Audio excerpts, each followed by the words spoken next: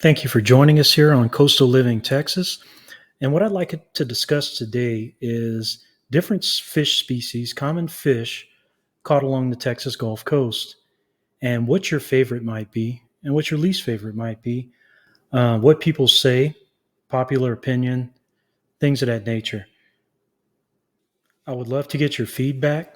Please comment below with anything you have to add, such as what's your favorite, what's your least favorite, and let's go through these one by one.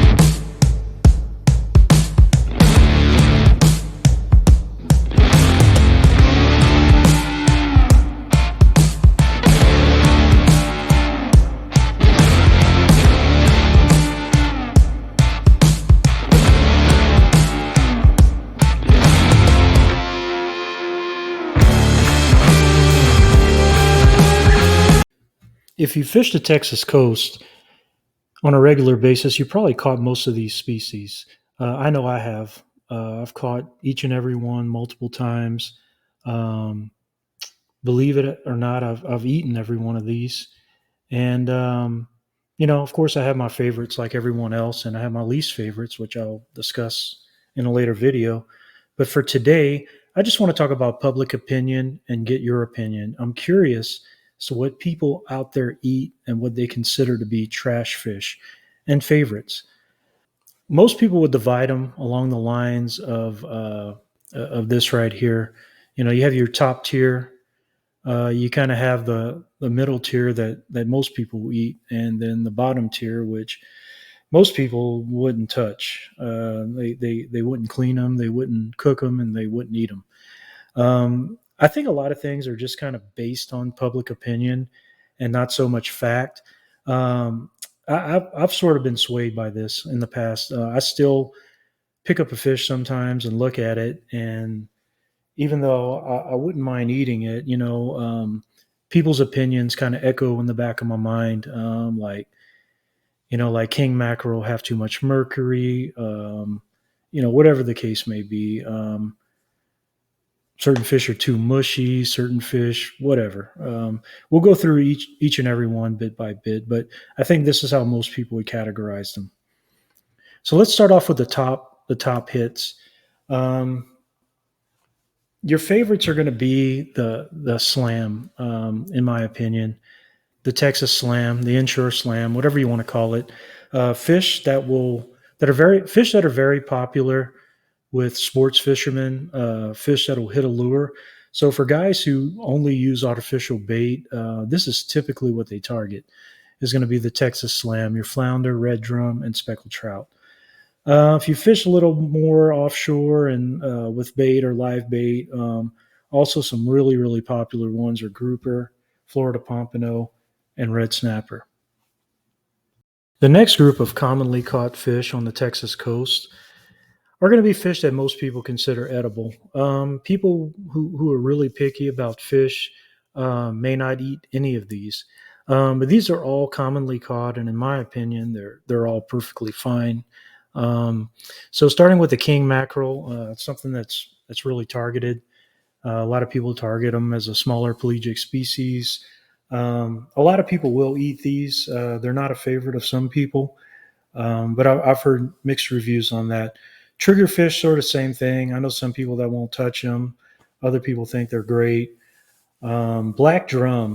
Black drum, they kind of have a reputation for having spaghetti worms, and I think that scares most people off of them, although I think they're just as good as eating a red drum. And even better if you consider they don't have a huge bloodline like a red drum. Spanish mackerel, kind of limited on how you can prepare these. They're considered to be really oily. But when they're there, they're in abundance. They're easy to catch, and I know a lot of people who eat them and are very happy with that. Whiting, southern kingfish. You catch a lot of these in the surf. A lot of times they're not the target species. People are targeting drum or pompano, and they happen to catch whiting. It's a high yield, no limit, no size restriction fish, non game fish in Texas. So they're great prepared just about any way. Flaky, firm texture, great taste. You can't beat it. Sand trout, I call them white trout. They're a little different. You have to ice them down right away. The flesh can really not be frozen, but they're perfectly fine catching and cleaning and being refrigerated for up to 4 or 5 days. And they're good prepared a number of ways. They have a lot of roe, huge roe sacks in them typically. So when you catch them pre-spawn, they're pretty good if you like fish eggs. So you can see in this picture the egg sacs are almost as big as the fillets, and they're delicious fried, just like you would fry a fish fillet. Some of your smaller snapper species, the mangrove snapper, you'll catch a lot of those inshore. You catch them at the jetties. You catch them just about anywhere. You catch any other fish inshore, certain times of year. They're not the biggest snapper, but they're really good if you don't mind cleaning and eating a smaller fish. Same thing with vermilion and lane snapper. If you've been out on the reefs targeting red snapper, you've definitely caught these in your bycatch. Very good to eat. Really no size restrictions, so really good if you can catch one big enough to eat. Sheep's head are kind of hit or miss with some people. Personally, I think they're probably the best eating fish on the Texas Gulf Coast. They're delicious. You can sub out the fillets for crab meat. Really, really good, clean eating fish. You have a good limit of five per day bag limit. So yeah, they're one of my favorite and the favorite of a lot of people that I know. Now we come to the bottom of the list, what most people consider to be trash fish. These are kind of the fish that you sometimes have to settle for when you come down and you put in a full day and you just don't catch your targeted species. Just about everyone has caught stingrays. Now, stingrays, if they're large enough, very good table fare. I'll be honest with you. It tastes a lot like scallops, similar in taste and texture. Most of the meat is, or all of the meat is in the wings. And again, the smaller ones are just not worth the trouble. But if you catch a bigger one, very good table fare, very good to eat, very clean meat. I like them fried myself. Shark is another one that a lot of people won't touch. Shark is kind of funny. I like the medium sized ones, nothing too big. I'll settle for shark. It, in my opinion, it doesn't really taste like any other fish. It kind of has a firm texture. It's different. Nothing wrong with it whatsoever, especially if they're gutted right away and then cleaned and refrigerated right away. Good meat. Honestly, it tastes a little. It's a little more similar to pork than any other fish in the ocean, in my opinion. The catfish, hard-eyed catfish, and gaff's top, tourist trout, whatever you want to call them. Yeah, they're not really popular with anglers. They're kind of bait stealers. They're sort of dangerous to handle because of the spines, and they do have toxic spines. So you have to be really careful with them. And I think just the reputation it puts people off. They don't like them. They don't like messing with them. But if you're ever in a bind, gaff's top particularly can be even better tasting than freshwater catfish. So if you like freshwater catfish, there's really nothing wrong with trying these out. They're good. They don't have the earthy, muddy taste to them. They don't really have much of a fishy taste if you remove the bloodline, and they're actually pretty decent table fare, especially fried. Croaker and other fish similar that are kind of considered bycatch or bait stealers. If they're big enough, croaker is right up there in my opinion with a whiting, maybe even like a small redfish. Sort of in the same family, not a bad eating fish whatsoever, especially the bigger ones. To me, it comes down to size. If they're too small to clean, I probably won't mess with them. But if they're a good size, say 10, 12 inches on up, then a lot of times, yeah, I'll fillet them and cook them just like anything else. Speaking of mud taste, mullet is one that not a lot of people like. I know in Florida they're real popular. People like smoking them. They're excellent fried. Like I said, they do have a slight sort of minerally mud taste to them. But otherwise, if you can't get anything else and you catch them, as bycatch in your cast netting or something like that, they're big enough to mess with. Take them home. They're good to eat. Try it out. Judge for yourself.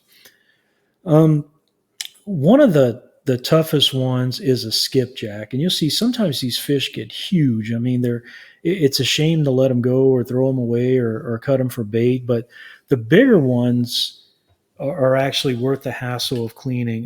Now, it's a different technique. There's videos out there. We're definitely going to do a catch, clean, and cook the next time we have some decent sized skipjack, and we'll show you exactly how to do it. You don't get a fillet out of it. You get a more of a mush. You sort of have to scrape it and avoid the pin bone, scrape it off of the skin. But when you put it together, you can cook it a lot like you would crab, make fish cakes out of it. It's very good. Very, very good. And the last one, probably considered the king of the trash can, is the Jack Crevalle. What a huge disappointment. You hook into one of these, they're relatively easy to catch. Um, Sports fishermen like catching them just for the fight. It's probably pound for pound one of the hardest fighting fish in the Gulf. Um, and it's a big disappointment because you catch this big fish. A lot of them are between 15 and 20 pounds. They give you a hell of a fight, and then you get them in. And what you'd really like to do is take it home and fillet it up and cook a big meal. But when most people try that, they're just turned off. So what I'll say is, if you bleed them correctly, not one of my favorites. Definitely not even something. I don't even like catching jackfish, Jack Crevalle. They'll pull your arms out of socket and wear you out with a fight. They'll damage your equipment, and at the end of it, you don't even get a decent meal out of it. But especially on the smaller side, the smaller ones, if they're bled and cleaned properly, at least the loin, the top part of the back of the fish, is very edible. They're a little bloody, they're a little oily. So depending on how you cook it, could make the difference. And again, something I fully intend to do a catch, clean, and cook on at some point. So in summary, my advice is, since you spend so much time, effort, and money fishing, you come down to the coast, you spend a weekend, regardless of what you come home with, if it's one of these 24 species and it's large enough to be worth the hassle, I suggest trying it for yourself. Disregard public opinion, disregard what you read. Watch some videos, learn how to clean these for yourself, how to prepare them, and just do a little bit of research. The information is out there. And like I said, in future videos, we plan to do a catch, clean, and cook on every single one of these species. So we'll be putting out more content on that. But in the meantime, just try it out. You have nothing to lose, no harm, no foul. And if you don't like it, you can always throw it out. You caught it. So just take the time to educate yourself and give it a shot. Good luck to you on your fishing adventures, and we look forward to seeing you again soon. Take care.